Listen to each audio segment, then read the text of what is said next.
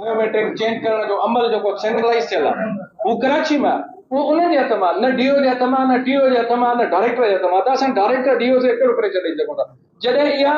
सॼो power secretary साहब जे हथ में त लिहाज़ा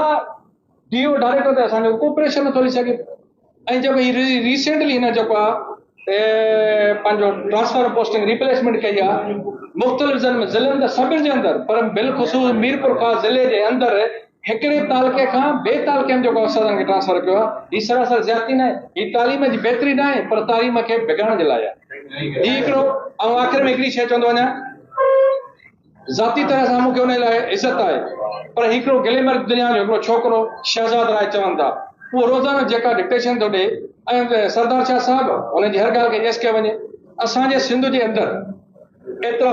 बहितरीन स्कूल कराची जे अंदरि अहिड़ा बहितरीन स्कूल जेके यूनिवर्सिटी जी दर्जो रखनि था उन्हनि खे प्राइवेट पार्टनरशिप तौरु उन्हनि खे ॾिनो वियो आहे त बाबा इहे तव्हां सखर जे अंदरि शिकारपुर जे अंदरि लाड़काने जे अंदरि खैरपुर जे अंदरि जेके बरहाड़ी जे अंदरि स्कूल आहिनि जिते अप्रोच न आहे जिते फर्नीचर न आहे जिते बिल्डिंग न आहे तव्हां उते ॾियो उते उन्हनि ग़रीब माण्हुनि खे फैसिलिटेट कयो त उन्हनि जा बच्चा उन सिंध जी क़ौम जा बच्चा जेको पढ़ी करे वधी सघनि ऐं हर जेको फैसिलिटी शहरनि जे अंदरि ऑलरेडी आहिनि पर तव्हां ॿारनि जे अंदरि ॾियो जेका उहो ॾियण लाइ तयारु